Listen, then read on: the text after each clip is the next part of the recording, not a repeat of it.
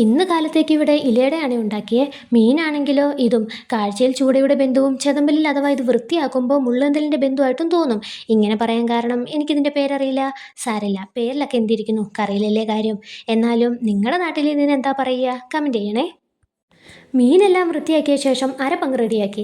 അതിന് തേങ്ങ, പീര, മഞ്ഞപ്പൊടി, മുളകുപൊടി, ഉലുവപ്പൊടി, കൊച്ചുള്ളി, കുറച്ച് വെള്ളവും ചേർത്ത് നല്ല പോലെ അങ്ങ് അരച്ചെടുത്തു. എന്നാൽ പിന്നെ കൊച്ചുമീനായതുകൊണ്ട് പറമ്പിൽ മാങ്ങയുണ്ടോ എന്ന് പോയി നോക്കി, ഇല്ലായിരുന്നു. പിന്നെ ഇരുമ്പാമ്പുളി, ശീമപ്പുളി എന്നൊക്കെ പറയും. നിങ്ങളുടെ നാട്ടിൽ എന്താ പറയുക? എന്തായാലും അതും ഇല്ലായിരുന്നു. അതുകൊണ്ട് തക്കാളി തന്നെ എടുത്തു. ഇനി അരച്ചു വെച്ച അരപ്പെല്ലാം ചട്ടിയിലോട്ട് തട്ടി പാകത്തിന് ഉപ്പും പുളിക്ക് ആവശ്യമായ തക്കാളിയും പച്ചമുളക് കീറിയതും ഒക്കെ ചേർത്ത് ആവശ്യത്തിന് വെള്ളവും കൂടെ ഒഴിച്ച് വേവിക്കാൻ വേണ്ടി അടച്ചങ്ങ് വെച്ചു. പിന്നെ പതിവില്ല, നമ്മുടെ പൂച്ചക്കുട്ടി ഇന്ന് കണ്ടില്ല കേട്ടോ. എന്നാലും മീൻതല ഞാൻ എടുത്തു വെച്ചിട്ടുണ്ട്.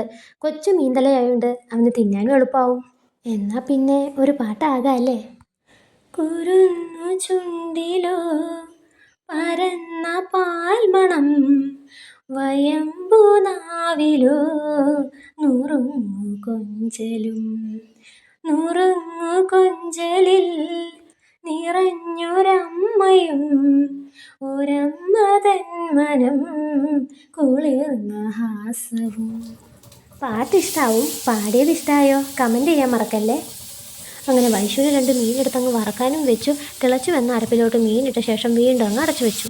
വീഡിയോ ഇഷ്ടമായാൽ ലൈക്ക് ചെയ്യാനും കമൻറ്റ് ചെയ്യാനും സബ്സ്ക്രൈബ് ചെയ്യാനും മറക്കല്ലേ.